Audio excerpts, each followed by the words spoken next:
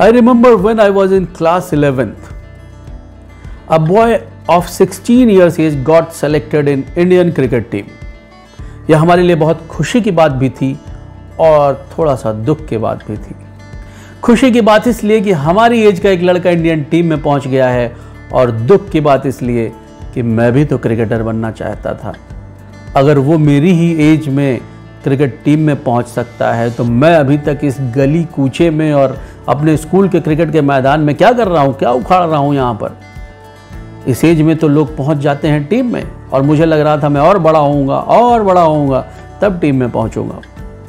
इस बात ने मुझे बहुत परेशान किया। मैं बात कर रहा हूँ सचिन तेंदुलकर की, जो 16 साल की उम्र में भारतीय टीम में चुने गए और पहले दौरे में पाकिस्तान के लिए गए थे, जहां उन्होंने अच्छा परफॉर्म किया। वहीं पर उन्होंने दिखा दिया कि उनके अंदर क्रिकेटिंग स्किल्स कितनी मजबूत है और भविष्य के एक बहुत ही बड़े खिलाड़ी हैं।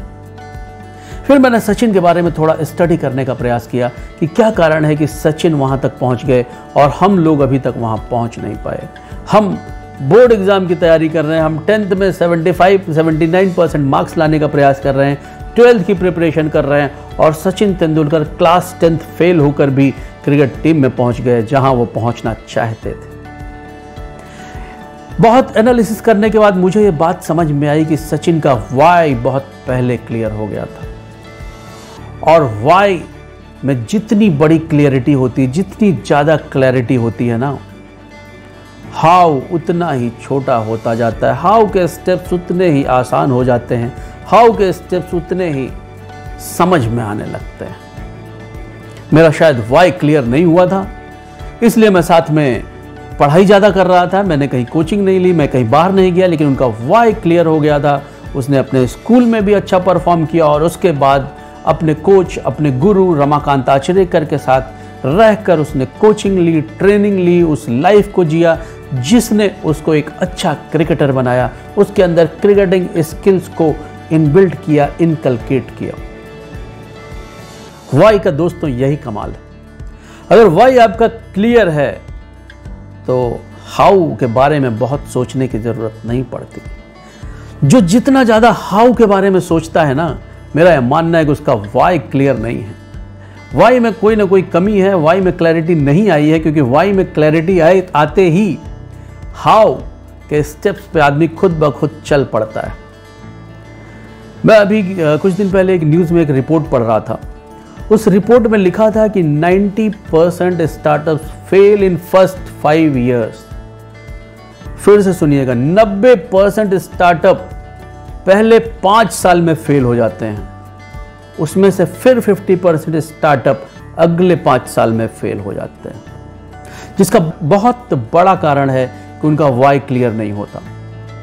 वाई क्लियर नहीं होता। उन्होंने देखा कि मार्केट में ये चीज़ ठीक चल रही है, और बस उसको देखने के बाद ज़्यादा बिना एनालिसिस किए, इवेल्युएट किए, वो किसी को कॉपी करके अपना एक स्टार्टअप शुरू करने की दिशा में चल पड़ते हैं। और यही कारण है कि जब आप बगैर अच्छी प्लानिंग के, अच्छी स्ट्रेटजी के, किसी की कॉपी करके, बिना अपना वाई क्लियर किए सिर्फ हाउ पे काम करने लगते हो कि ये कैसे होगा, तो आप अक्सर उस प्रयास में फेल हो जाते हो।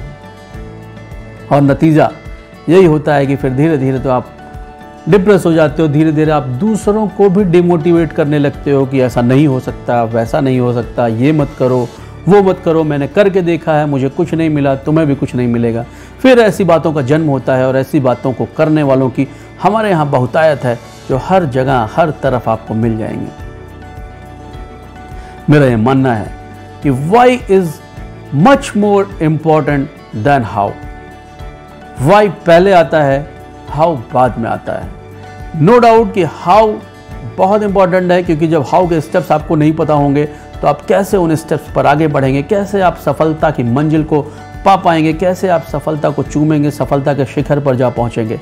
लेकिन जो सबसे इंपॉर्टेंट चीज़ है वो है वाई क्लियर करना, और जब वाई क्लियर होगी तो हाउ तो होना ही होना है, उसको कोई रोक नहीं सकता। वाई और हाउ दोनों भाई भाई हैं, एक बड़ा भाई है, एक छोटा भाई है, और जब बड़ा भाई आगे चलता है ना, तो छोटा भाई उसको फॉलो करके भी सफलता के शिखर में पहुंच जाता है। मैंने कई ऐसे घर देखे हैं जहां पर एक ही घर में बड़ा बेटा, बड़ा भाई IAS बन गया तो छोटा बेटा भी ऑफिसर बन ही जाता है।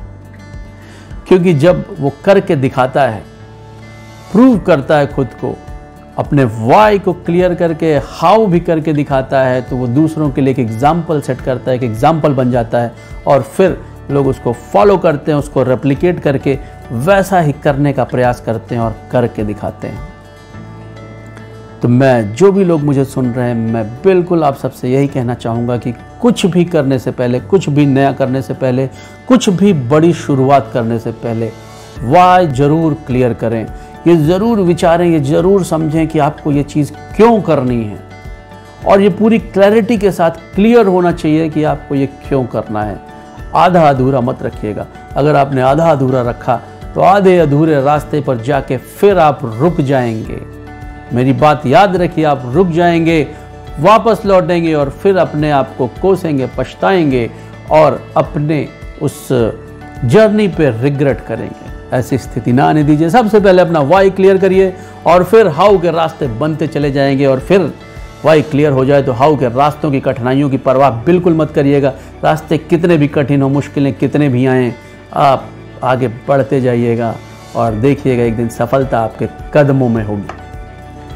Thank you very much for watching this video. This is Dr. Praveen Singh Deepak signing out. Until we meet again.